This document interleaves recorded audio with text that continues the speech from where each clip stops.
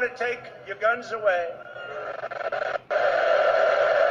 Want to take your guns away.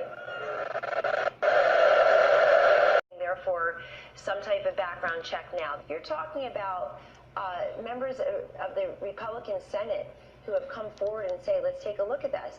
You know that Chairman Graham, Lindsey Graham, and Dick Blumenthal of Connecticut have these red flag laws. We have to take a look at what the final product is.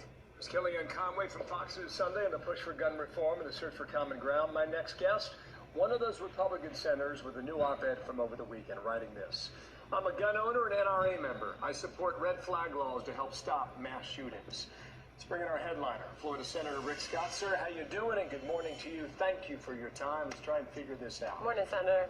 In the case of Parkland in Florida, people have described that student as a walking red flag, and no one stopped him. No one took action.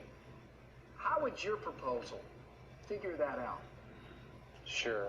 You know, this is like Groundhog Day. We have a shooting, and the Democrats want to take away your guns. They don't want to solve problems. They want to take away your guns. That's what totalitarian governments do.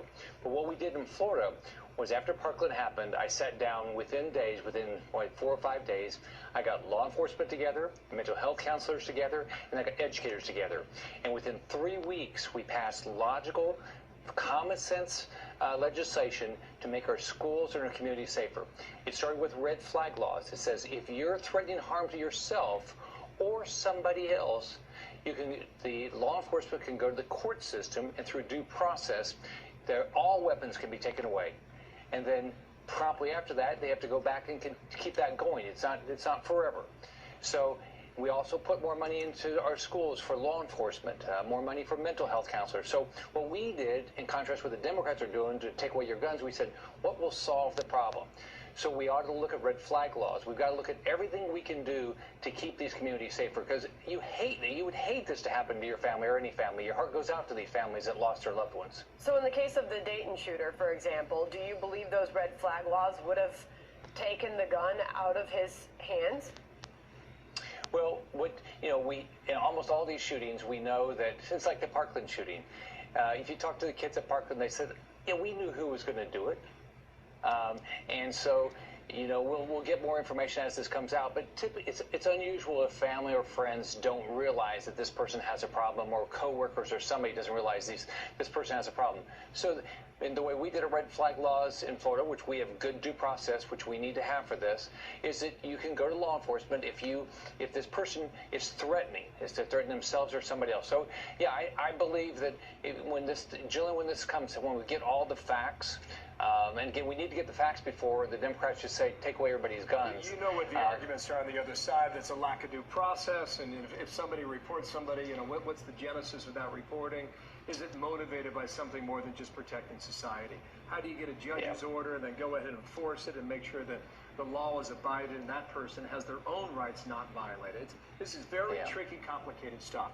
Mike DeWine. I agree with you, Bill. You got to be very careful about it. Mike DeWine, the governor of Ohio, has got a lot of ideas also. I know you're well aware of this. Fox News Sunday said the following there. I love this. We have the ability now to arm our schools, give our schools the ability to have better counseling, more mental health. We're going to be monitoring and are monitoring social media to pick up these things when we see keywords that indicate that person is simply going to be a menace. I can't guarantee what we propose will eliminate every mass shooting. But what I can say is that every one of our proposals, we can get bipartisan support. Go ahead and respond to that. When we, just for the sake of this conversation, we can all accept the fact that as a culture we can't go on like this. You can't wake up on a Saturday morning with a shooting at a Walmart in El Paso, wake up on a Sunday morning with a shooting in Dayton, Ohio. Senator. Yeah.